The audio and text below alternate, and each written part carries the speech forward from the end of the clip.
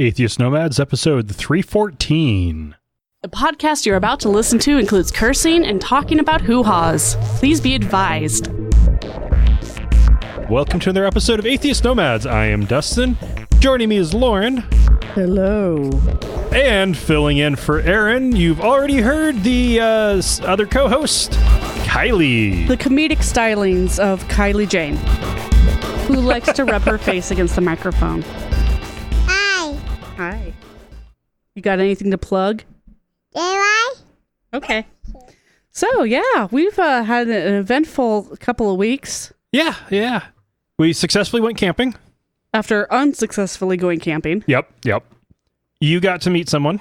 Oh, my God. It was awesome. The writer of my favorite book, Rock Hounding Idaho. It was awesome. I was in a creek looking for rocks that I read about in Rock Hounding, Idaho. And this guy pulls up. He's like, "You looking for rocks?" I'm like, "Yep." He's like, "From the Rock Hounding, Idaho book?" I'm like, "Yep." He's like, "Oh, I wrote that." Yeah. Oh my God, it was awesome. Which, of course you had read about it there, because where else are you going to know to pull off where this random little creek crosses this random little side road? Yeah, it was a cute little creek. I mean, it was nice. Lots of quartz. But this creek was known for having teeny tiny specks of diamond, ruby, garnet. So I was looking for that. Yeah, the valuable stuff. And he comes down with a shovel. He digs up some sand and he pans it.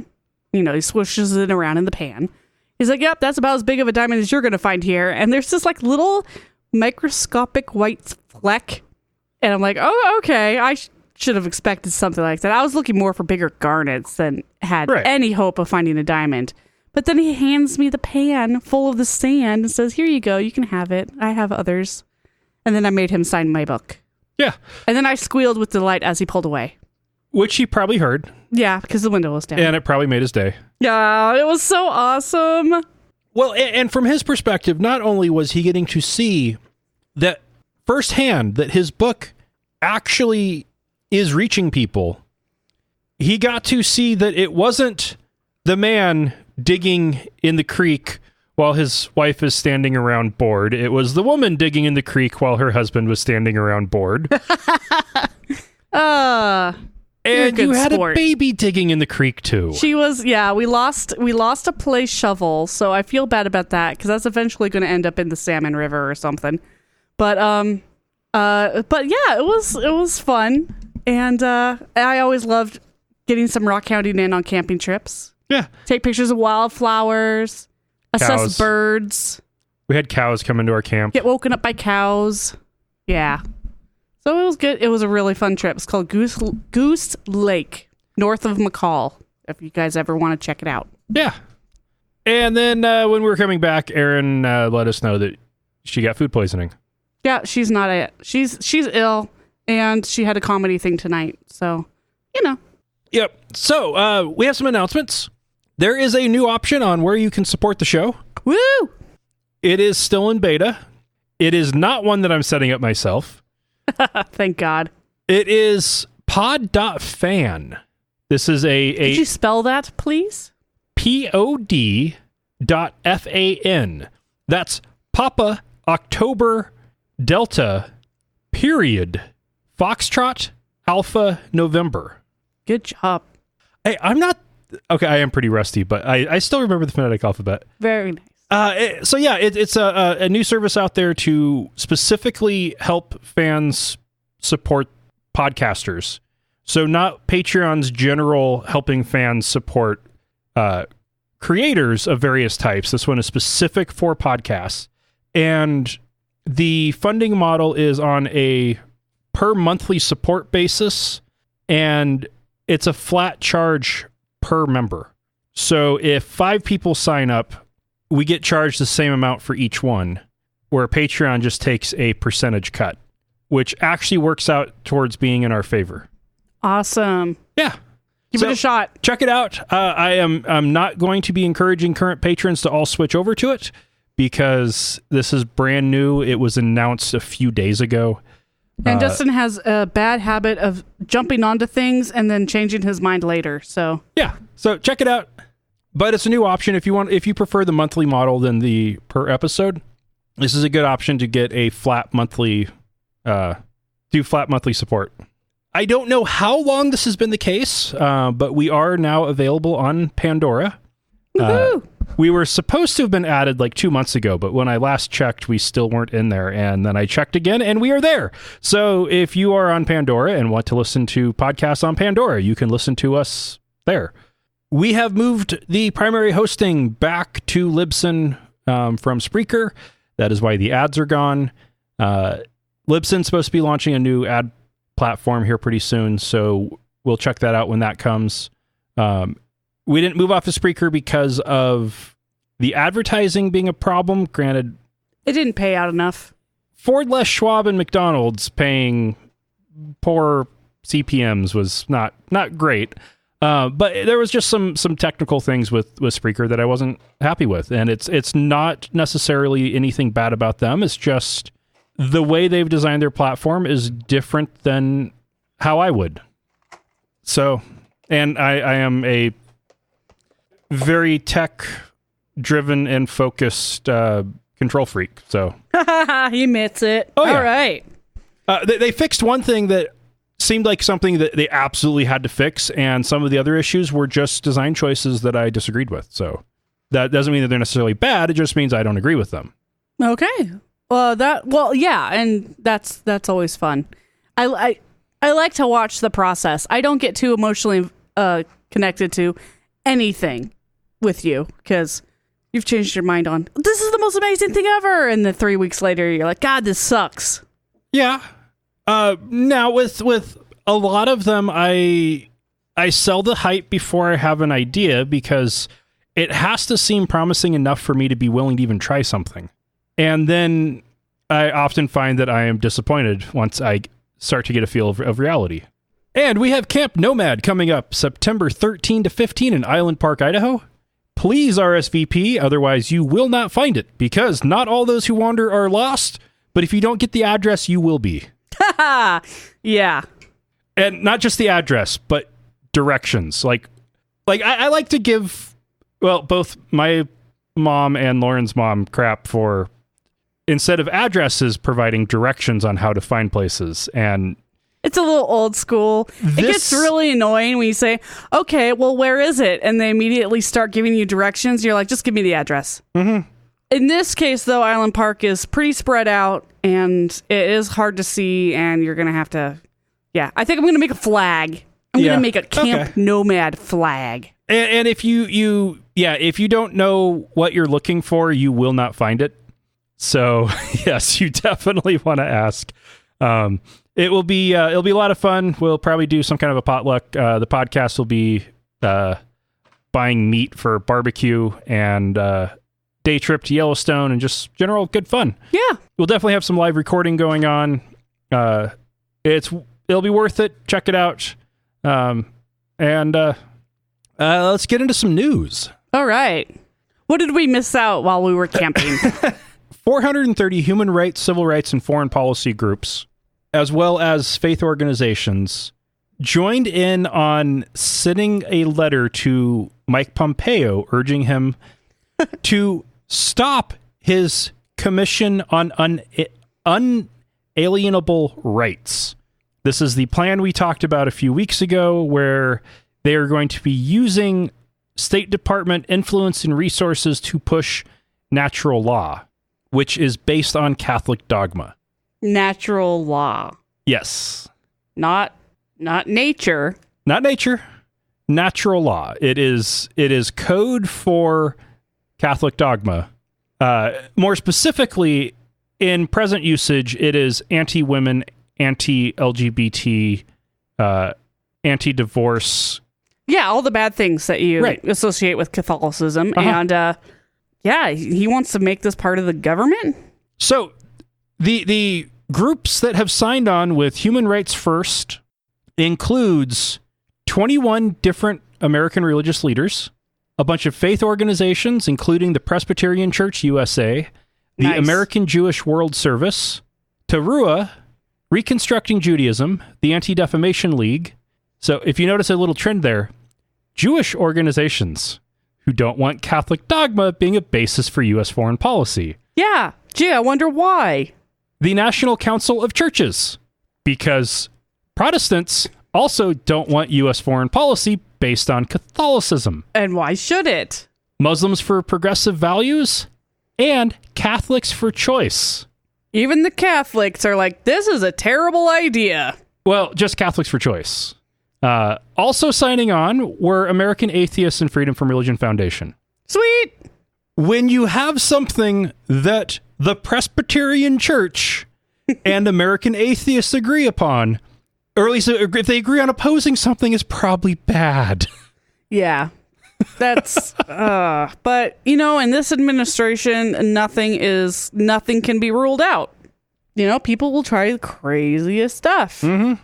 Now, this actually goes, the opposition to this actually goes even deeper. There are members who are getting a lot of pressure to try to get people off of it. So, like, the sole Muslim on the commission, he is getting a lot of calls from various Muslim leaders and just general Muslims around America to get the hell out of that. Get the hell out of Dodge. There was a separate letter to Pompeo from 125 Catholic theologians and activists, which included Miguel Diaz, who was U.S. ambassador to the Vatican under President Obama. There's a lot of opposition coming from around every ideological group against natural law. Yeah, no, this is a terrible idea. And I'm glad that everybody agrees that it's a terrible idea. Faith in humanity slightly restored? Sure, we can call it that. The firefighter prophet, Mark Taylor, somebody we've talked about a couple times.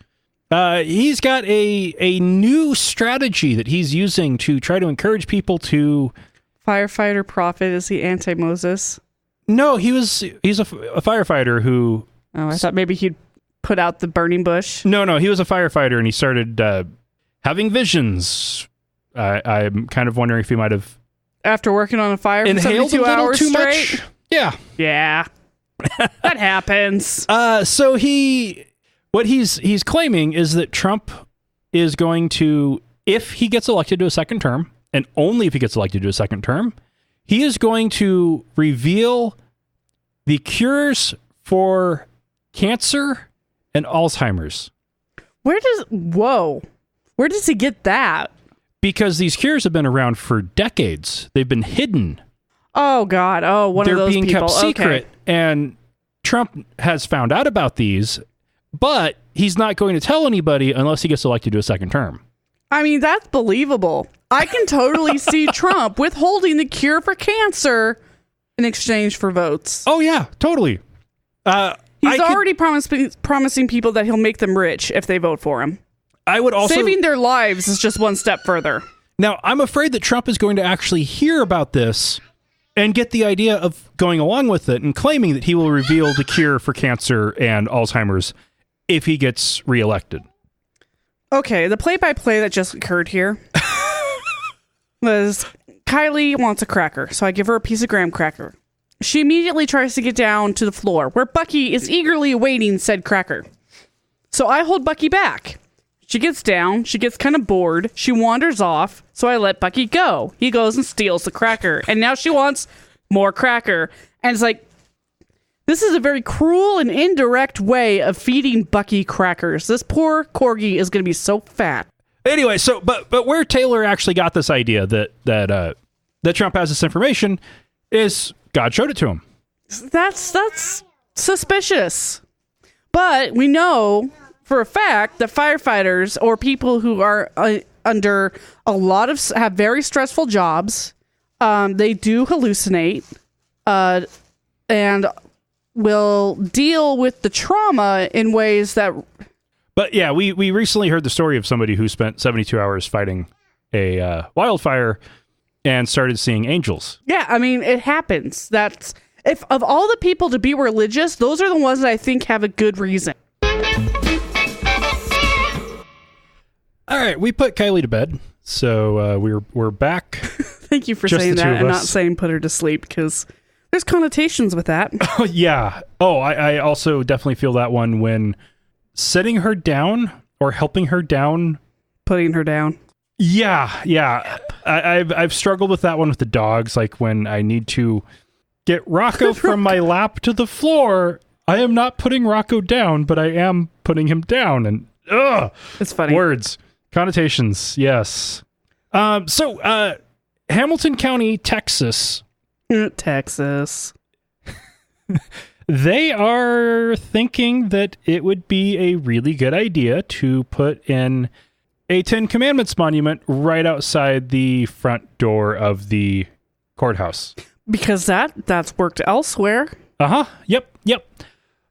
Yeah, so this is, they already have In God We Trust right outside of the courthouse. I don't understand why city governments feel the need to instigate lawsuits like this. This one's county, and counties usually have less money than cities. Yeah. Because counties usually just have most of their jurisdiction just over the places where there aren't people. Yeah. So Idaho's done this a couple times where they do stuff and you're like, this is going to result in a lawsuit. Yep. It's going to cost a lot of taxpayer money. Why? Yeah. And when you think about it, the picture with the In God We Trust, that is right at the door. That's not going to be the Ten Commandments monument. That will be, but still on the steps. So it's not just out in front. It's on the courthouse steps right by the front door. I mean, our Capitol has, is it a replica of the Liberty Bell or is it a different bell? It has a big bell on the steps, but it would be like replacing that with a monument. That's just dumb. Yeah. Right. So this would be, and like, you know that for this to be legal, they should know this because they've been sued so many times. Well, no, just the case law is really solid that yes, you can have religious symbols as long as you allow all religious symbols. So what's really stupid about putting it on the courthouse steps is, do they really want to make the courthouse steps a free speech zone? Satanic temple is in the wings waiting. A Baphomet statue. Heck yeah, that's all they have to do is threaten that. Hindus, there's a Hindu group that's been trying to follow up the Satanists. That's awesome. If there are Muslims in the area, they might try to put up a Muslim crescent. There are the amount of crowding this courthouse's steps could get. It reminds me of the nativity scenes. Every year, cities have to let everybody do a scene, and it's hilarious how crowded and just comical so and offensive to a lot of people and just pointless. Yeah. So, this is going to... Oh, Texas. You never fail to disappoint. Yeah. Now, of course, what's fun is when the county commissioners met about it, a local judge insisted there was nothing wrong with this, according to the Constitution. Judge Mark Tynes said, "I have no problem bringing it before the court, and the will of the people, in my opinion, will be served. There have been those who have waved the Constitution at me and I said, okay, wonderful. Show me in the Constitution where what we are doing is against the Constitution." Okay, I can, and I don't even know the Constitution that well. I mean, it's like the first line of the 14th Amendment, right? No, that's where it calls for equality under the laws, is the 14th Amendment. I don't think it's even first line. No, it's the First Amendment, prohibition on establishment of religion. That's a pretty clear, the court putting a inherently religious monument on the courthouse steps. But if they allow everybody else. But they're not going to. And that's where the judge's argument falls flat. Yeah, because if you want, and it's the religious part of the First Amendment, Congress shall make no law establishing or respecting the establishment of religion, nor prohibiting the free exercise thereof. To keep neutral, you can't provide favor to one, and you can't restrict free exercise, which means if you start allowing in religion, you have to allow all religion. Yeah, I think they totally misstepped there. I think that, separation of church and state, definitely. Mm-hmm. And they shouldn't have even said, oh, okay, let's just allow everybody. Like, no. Oh, they haven't said that. Well, no, but that's the assumption. So yeah, I suspect that this will be revisited. You think? Just like always happens, when the Ada County Highway District a couple years ago was looking at doing adding in invocations, they got enough backlash really quickly to reverse that decision. Yeah. Now, of course, this is Texas that we're talking about. I'm not holding my breath on that, but we'll see. So if you live in Texas, speak up, because they honestly do believe that 100% of everybody there is Christian. Yeah. And this is not a non-issue because everybody's Christian. Now, I'm going to guess that most of the bigots and rednecks like this in Texas, and I'm not saying that everybody in Texas are bigots or rednecks, just people like this asshole Austin's judge. pretty sweet. I'm going to guess that most of them think that all white Texans are Protestant and the Mexican Catholics don't matter. Yeah, they don't count. And then everybody else of varying color is obviously just some kind of gross creature that needs to be kicked out. Yeah. Sent back over the border or kept in camps. Oh, Texas, come on. Coming from Arizona, we've got State Senator Sylvia Allen. She's a Republican from the town of Snowflake. Aw, that's funny. Uh-huh. I bet they hate that. So she made the news back in 2009, claiming that the Earth was 6,000 years old as part of her support for uranium mining. Oh, yeah. That sounds like a good educated assessment of the situation. Now, there are lots of good arguments in favor of uranium mining and using it for nuclear power. That is not what she was doing. That is not the Earth is only 6,000 years old is not an argument in favor of mining the Earth. Of all of its natural resources. Yeah. Then in 2015, she suggested that church attendance should be mandatory for all Americans. Wow. Yeah. Yep. So when the revolution comes, she'll be one of the first ones up against the wall. Oh, yeah. So what do you think that her next latest thing is? Let's see here. Ooh, mandating everyone to attend church is a pretty strong one. I would say, I don't know. How could she get worse? I can't imagine anything worse than mandating church for every American. All right. Well, she expressed some concern that the United States is, quote, going to look like South American countries very quickly because immigrants are not going to be able to assimilate and they're having too many babies and white people aren't having enough babies. Yeah, she's one of those. It's fair. It's a really common stance that white supremacists have, that segregatists have, even just the average Joe, who doesn't have overtly racist things will sometimes think, oh man, well, what's going to happen when it's all the poor Mexicans have all the babies and us white people don't? How's that going to make our country look? It's not like they're calling for the deaths of immigrants or anything, but it's a softball racism, and it's such bullshit. Well, and it's a definite factor in the rise of right-wing nationalism that we've been seeing across a lot of white countries, traditionally white countries, as people see immigrants coming in, changing the ethnic makeup of the country, they get scared. And maybe they should be, because we're trash. Now, what these people aren't realizing is that, yes, white people are having fewer babies. That is a good thing. Yeah, because we're rich, educated, and think we know it all. Everybody should be having fewer babies. Yes. Because we don't need the population to be booming. That's happened. We need to slow down population growth.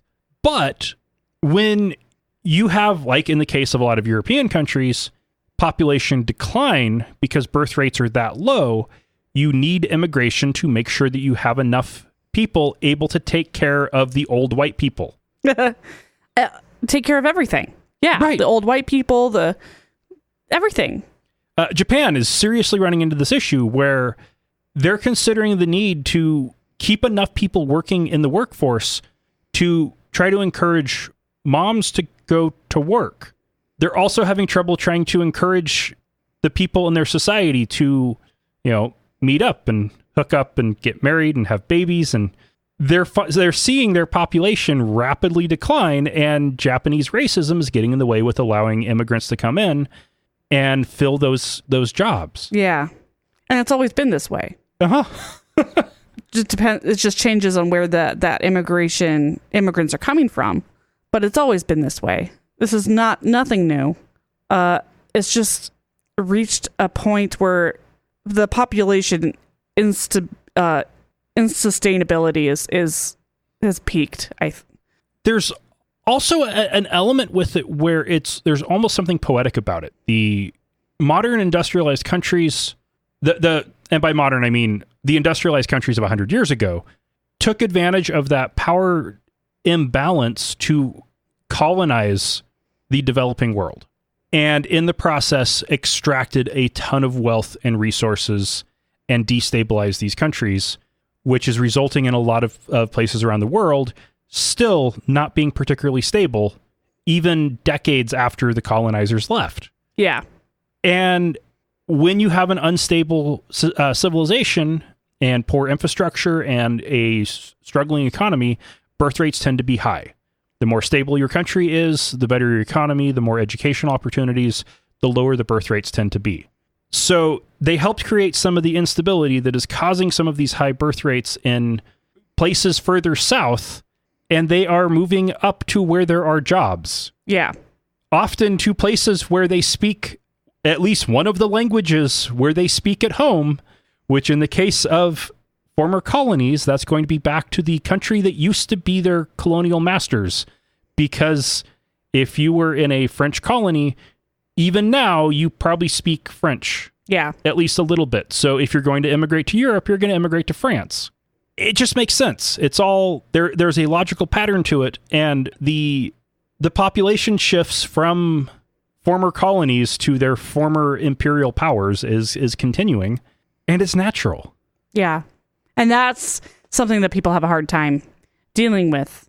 It's like, well, how do we pay for all this extra, the same way we always have? You've got, it sucks, but... Well, except then when you look at the actual numbers on it, immigrants tend to use a lot fewer welfare programs than native-born people. It's okay, you can call them white trash. Immigrants are, in almost every situation, have been... Actually, I think it is in all situations. They've been good for the economy. The few exceptions is when you have a ridiculous amount of refugees moving into a neighboring country. But even Jordan has had benefits when 15-20%, enough refugees have moved in to increase their population by 15 or 20%. And with the exception of bread riots among Palestinian refugees in the 80s, it's been just fine. And their economy booms every time their population goes up 15 or 20%. Imagine that. That is what we need. And but then there's also the element on it where the traditionally industrialized countries have been putting a lot of carbon into the atmosphere. And climate change is being... Because we're trash. Yep. And climate change is not affecting people in northern, richer climates as much as people in southern, poorer climates. Because when it goes from an average temperature of 75 to 80, big whoop. When it goes from an average temperature in the summertime of 105 to 115, people start dying. Yeah, major big whoop. And as they're getting... Nobody cares until a heat wave hits the richer countries anyway, though. But so that's for another discussion. Yeah. So anyway, we've I think we've beat this one to death. The U.S. is going to... You told me not to rush you, so... The U.S. is going to start looking more like South American countries, and there's some good from that. South American countries have a tendency to be able to integrate people of varying ethnic backgrounds much better than we do. Like the Argentinian Nazis. Even Nazis. Even Nazis. You had to bring that up. Yep. We really should watch that movie. Was it Brazil Boys? Oh. Boys of Brazil or something. It's about the kids who are... Okay. Anyway. Lee Harris Lee and Lizanne Harris are parents in the UK who have filed we would call it a lawsuit here, but according to this article in the Telegraph, they've gotten permission to bring a judicial review against the Oxford Diocesan School Trust. What they are claiming is that Burford Primary School, which is a community school, not a religious school, but is run by this Oxford Trust, is unlawfully forcing religion on students, including their 2 children. Okay. So in what way? Included in that is daily acts of worship. Ew. The best alternative they've been able to get from the school is the school allowing the kids to sit in a different room with an attendant watching while they play on iPads. That's awesome. I bet they think they're winners. Not a suitable alternative. No, that's terrible. And I remember being put in that situation a lot when I was a kid. No iPads, though. Yeah. Just go to the library. These assemblies have exclusively Christian prayer. And once a week, there's a longer assembly that includes a external Christian group coming in, dressing as Bible characters, acting out Bible stories. Oh my God. That is terrible. Oh my God. That is terrible.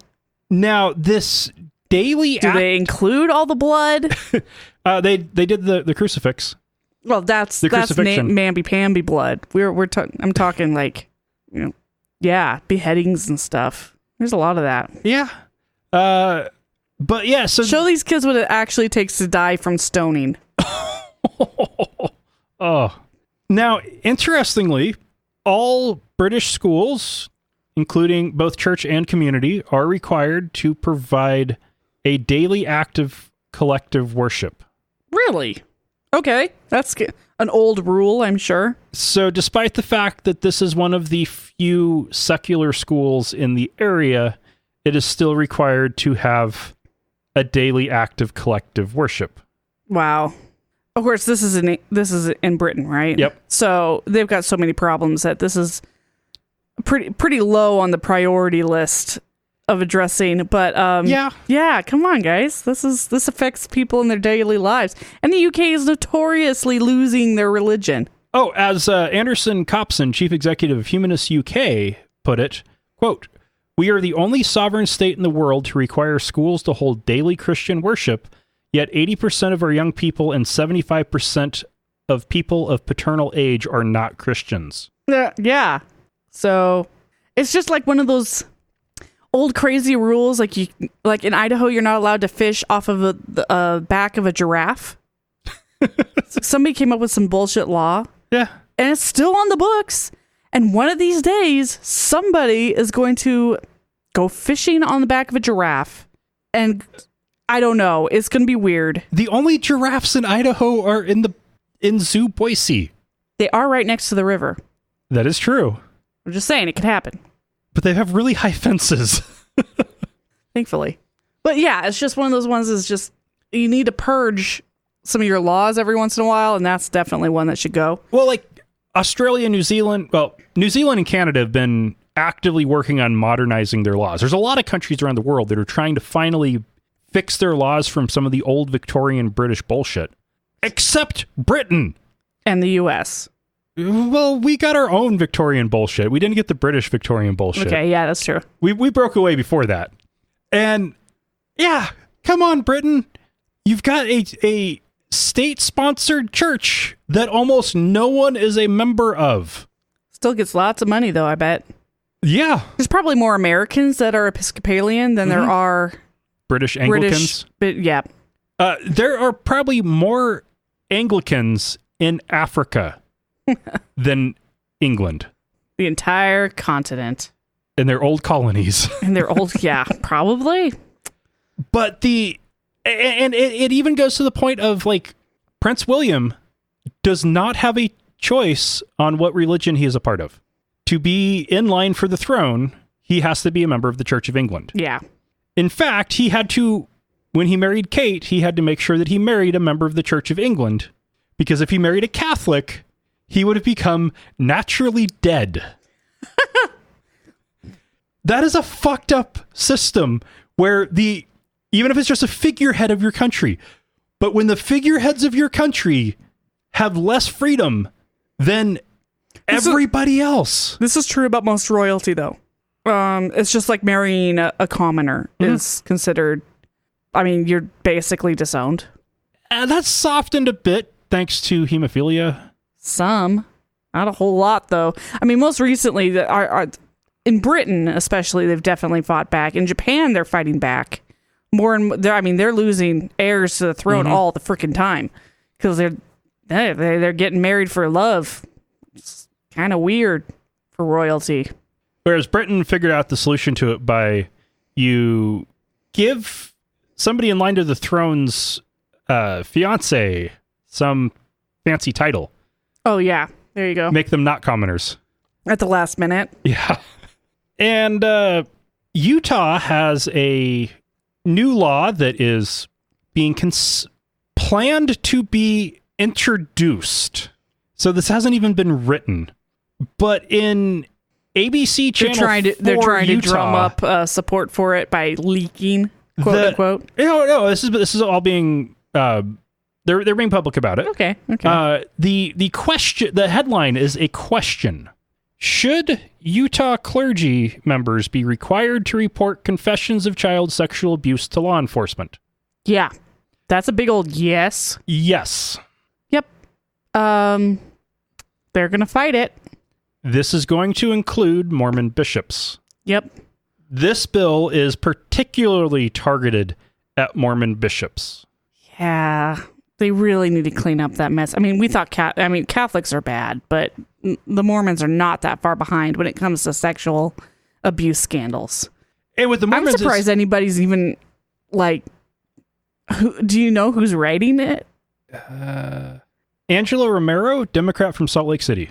Yeah. Okay. Yeah, I was gonna say it's probably Democrat from Salt Lake City who is writing it, and it will die, and it will not go anywhere because every single one of those people who are defending those bishops are probably rapists themselves. And you can't prove me wrong. Nope, because it's all sealed in the bishop's office. Yep.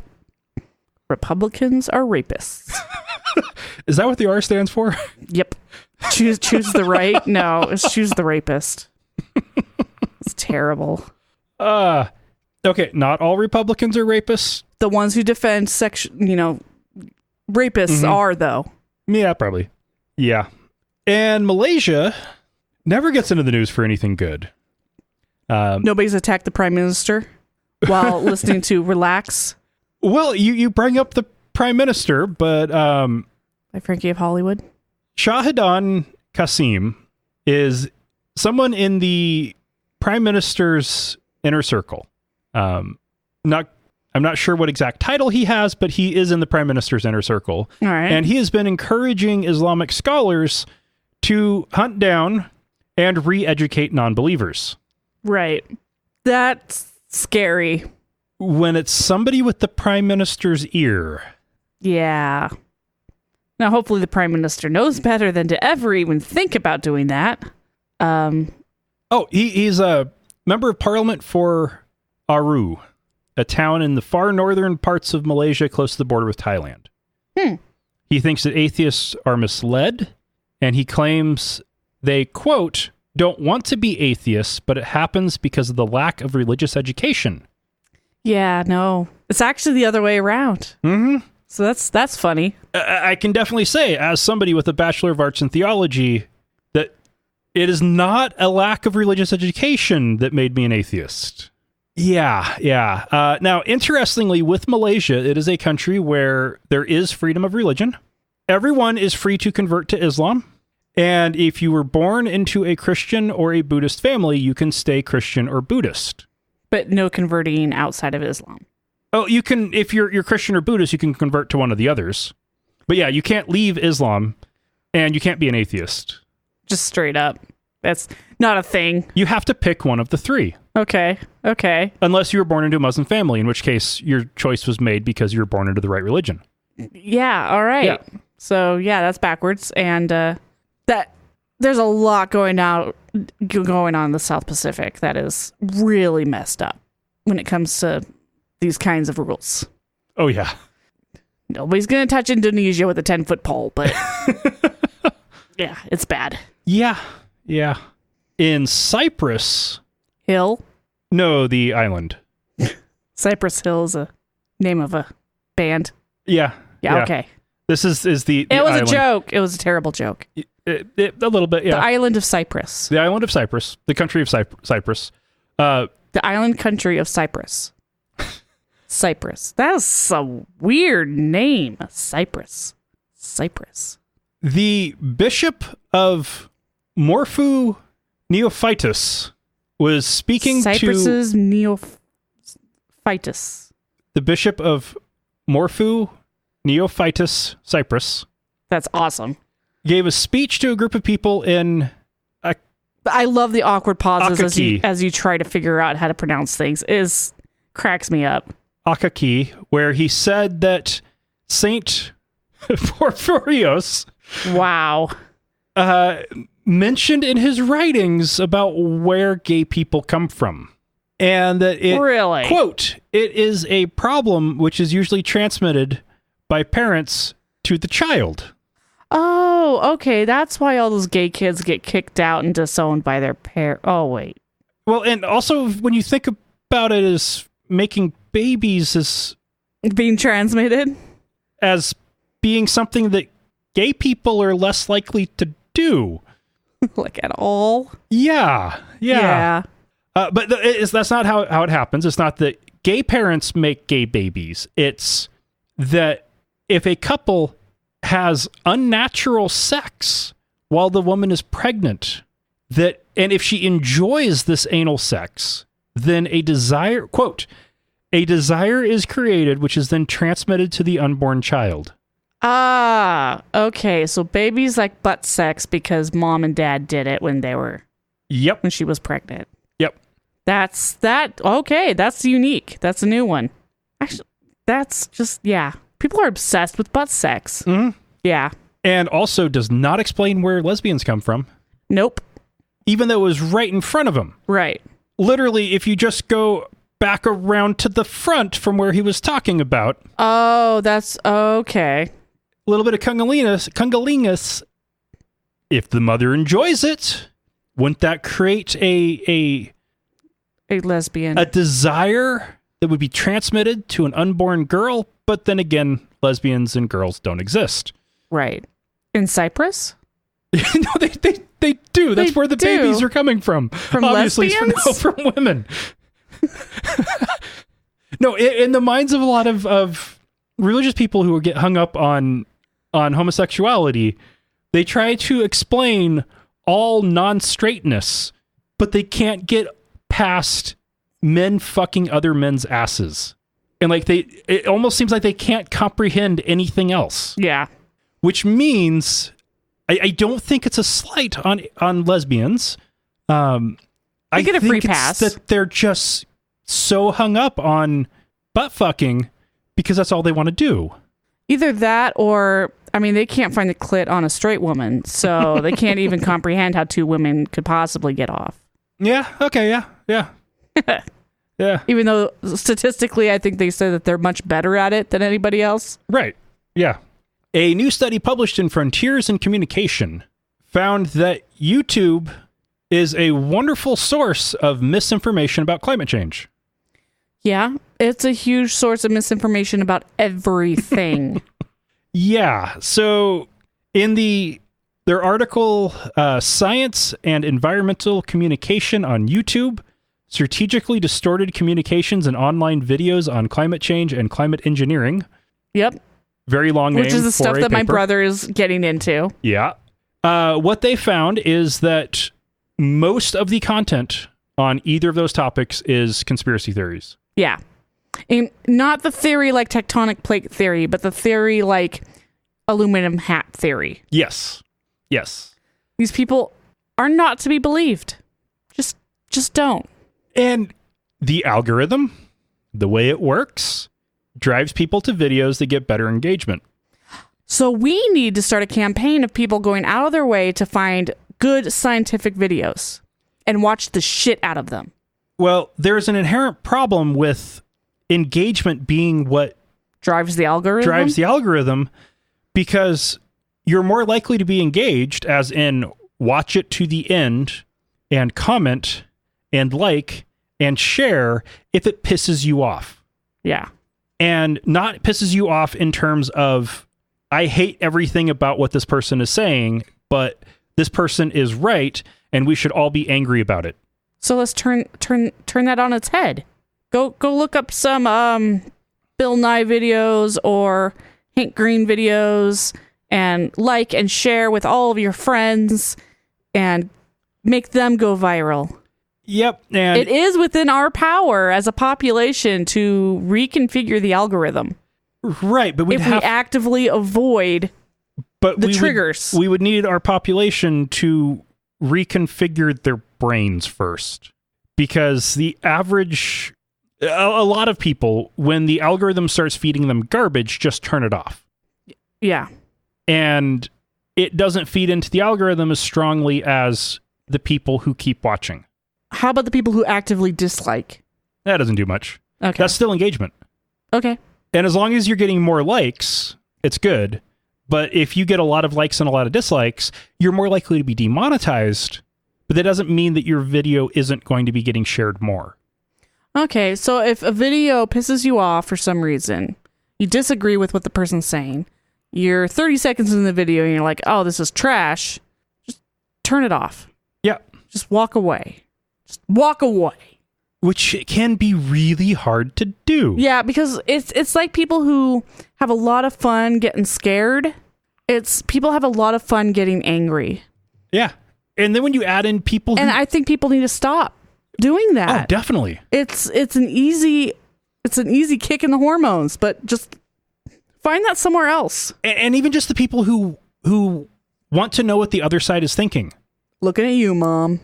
Okay, it's one thing if you watch a few, but you don't need to watch the whole video to figure out what they're thinking. Yeah. Help punish them in the algorithm. And don't watch a whole bunch of them. A few is a decent enough sample size on people spewing bullshit on the internet. Yeah. You don't need to sample all of the bullshit. All right. That's it for news. We have no new supporters, but we do have a new platform that you can support us on. That's pod.fan. Papa, Alpha, Delta, period, Foxtrot. Wait. No, it's not Alpha. PAD. It's POD. Papa, October, Delta, period, Foxtrot, Alpha, November. I'm having a hard time remembering how it's spelled in the phonetic alphabet. Yeah, the later we get, the harder. He got up early this morning, guys. Give him a break. But we do have feedback. But if you want to find where, get the link, just go to atheistnomads.com/donate. I've got a link on there. But for feedback, let's start off with Richard via Facebook. This is about the title of last week's episode, White Elephant in Chief. Is chief deliberately misspelled wrong? Sorry, it's the educator in me. Dustin is a terrible speller. I should probably be editing the show notes, but he's a terrible speller. You're just going to have to forgive it. Yeah, and when you've got title caps with hyphens connecting everything, spell check has a tendency to ignore it. And in this case, spell check ignored it, and I missed it. Because elephant in chief is not in the dictionary. No, it's not. So, yep, that was a just straight up misspelling. I suck at I before E because it's I before E except after a bazillion exceptions. Except for after weird words. Yeah. And then studying dead languages did not help at all. Hebrew and Arabic really screwed up my vowels because when you're getting into Semitic languages where in its proper written form you don't even have the vowels, it just gets fluid and it gets weird. Yeah, I'm the speller. Yeah. I'm always really proud when I can come up with it right away. And sometimes I can't even type out something well enough for spell check to help. Yeah, that's really fun. Yeah, I have always struggled with it. So, yep. That's one reason why I like to do podcasting and don't do blogging anymore is good. It's hard to misspell speaking, except for when you try to do it in the phonetic alphabet. Yeah, we don't depend on transcription services very much either. And then for Marcus via Facebook, I love the history lesson about countries and the names of their people. For the Great Lakes section, as a kid, my dad taught me to remember them using the acronym HOMES. Huron, Ontario, Michigan, Erie, Superior. I never forgot it since. Oh, that's awesome. Yeah, that is pretty cool. Homes. I like that. What my Greek professor would have referred to as a donkey bridge. A mental hook to help you get over to what you're trying to get over to. There's a word for that, you know. Mnemonic device? Yes. Yeah. Donkey bridge is more fun. Helps you remember what it means, I guess. And I think in his case, it was a translation from Swedish or something. I like that. That's cool. And translated from Donkey Swedish chain. because he did his doctorate Are you in sure Sweden. it wasn't donkey chain? Because donkey chain is German for thank you, and donkey chain. It was donkey bridge. Okay, well, I tried to do something there. Donkey chain. And from Beatrice via the website. Hello again. I was wondering if you will have any discussion of the 50th anniversary of the Apollo 11 mission. I was age 7 when that happened, and I saw it on TV. I was awestruck. That was also when I first remember questioning in my little girl head. I had been told that God was up in the sky, but the astronauts did not see anything. I learned that beyond the clouds was Earth's atmosphere, and beyond that was space, and further away were the planets and then the galaxies. I did not tell my mother my thoughts, as she is very devout, but thought it strange. Being that it was about the time I stopped believing in Santa, the thought popped into my mind that Bible stories were just stories. There was precedent. My paternal grandparents were atheists, and despite my mother's wanting to ignore their folly or risk salvation, they were very kind. My grandfather was especially interested in astronomy and invited me to look at the moon through his telescope so that I might see Tranquility Base. I became a little skeptic, although I would not have known the word for it. In any case, I wonder if the moment man landed on the moon and the dawn of the space age had affected others in this way. Has anyone ever said anything similar? I have read essays about people who basically went through that exact same thing, that they were at a very impressionable age. 7 is about right. 6, 7. And the landing on the moon totally broke their entire concept of the Earth-centric view that Christianity, that religion in general tends to focus on. Even spiritualism is totally earth-based and doesn't really give a whole lot of credence to what's going on outside of our atmosphere. It's really, So once you realize that your world is bigger than your planet, your home planet, you are naturally, logically going to step up to the next level of. Yeah, I heard growing up about how, like, my high school I graduated from, Milo, was built in the 1950s with no expectation to need to last more than 10 years. And as the part of why was, as they're nearing the completion of their construction, the space race had started, and they knew that going to the moon was going to be a part of it, and that God said that sin would not leave the earth. Therefore, God will come before people can go to the moon. They were viewing it as a modern Tower of Babel. Okay, that's depressing. Which meant building a really shitty structure because it's not going to last long because people are about to escape the earth, and God won't let that happen. Yeah. Yeah. It definitely caused a crisis of faith for a lot of conservative Adventists in that time period. And then they just justified their way around it. I think it actually caused a lot of people to find religion, too. That first picture of Earth from space, I think that blew people away. That is we don't have an idea as people born in the 80s of how moving that picture must have been. Because we've never seen anything like that before.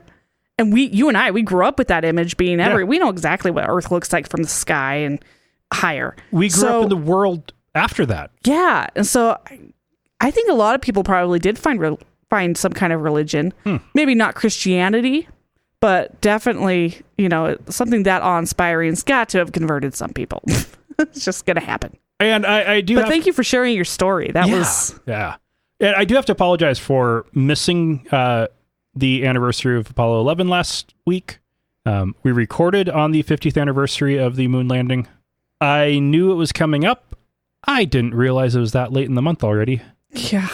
It totally caught me off guard. I didn't think to talk about it. I'm like, oh, this is something that everybody is aware of. This is cool. Me, the party thrower. Yeah. I should have thrown a party. Yeah. I didn't. I'm sorry. But I failed you. It's so cool because, like, when I look at what do I consider, humanity's greatest achievements? I put on the list, my list is basically eliminating smallpox, landing on the moon, and antibiotics. Those are really what I think are like the three greatest human moments, is those three things. Those are all quite recent. And with landing on the moon, one of the reasons why I think it's so spectacular is the hard part wasn't just getting someone to the moon. It's then getting everybody back safely. Yeah. Several times. That is amazing. The Russians up to that point kept winning all the firsts because they didn't care if people died in the process. And the U.S. made a very concerted effort to try to keep the astronauts safe. That was, yeah. And, oh my God, the calculations involved. Insane. If you ever see those pictures of the men and women who had to hand calculate a lot of that stuff, 6 foot tall pile of paper that represented one calculation. It's like, oh my God, that's insane. And one of the things that was amazing was even though they had like electronic computers that did the math to calculate the flight path, the astronauts didn't trust it without the old computers double checking the numbers. And those computers were women, and a lot of them were black, which in the 1960s. Well, I mean, some were women and some were African American. Yes. They weren't all women. They weren't all. Okay. But still, in the 1960s, that was a big deal. Yeah. And there was a movie made about it. And crap if I can remember what it was called, but you should totally go watch it. Hold on, I have to look it up because this is going to drive me crazy. Hidden Figures, 2016. But the moon landing, it changed everything. It was the conclusion of the space race because the big goal had been met, and the technology was nowhere near close to being able to get anybody safely to Mars. So that wasn't even a huge concern. So that finished up the space race. It definitely changed the tide a little bit in the Cold War just by the U.S. finally winning the big finally prize. Getting one. Finally getting one, and it being the biggest. It advanced the environmental movement. It advanced women's rights. It advanced civil rights for minorities. It was amazing. Yep. And we put people on the moon and got them back to Earth. Couldn't have done it without the written word, though. I still think that's humanity's greatest accomplishment. Writing. Oh, yep. Okay. Yeah, I just blew your mind, didn't I? Writing and agriculture. It's funny because we've been talking about this. Writing and agriculture are the other two that would go on the top 5. Those are the old ones. They're like the old 7 Wonders and the new 7 Wonders. Okay, so those are the prehistory. No, not prehistory. Yeah, whatever. Yeah. Lauren, thank you for joining me. Thank you. And listeners, remember, not all those who wander are lost. Thank you for listening to another episode of Atheist Nomads. You can find show notes and contact information at atheistnomads.com. Follow us on Twitter at Atheist Nomads, and like us on Facebook at facebook.com/atheistnomads. Please subscribe to the show in iTunes, Stitcher, or your podcatcher of choice, and while you're there, feel free to leave us a review. Theme music is courtesy of Sturdy Fred. Until next time, this has been the Atheist Nomads.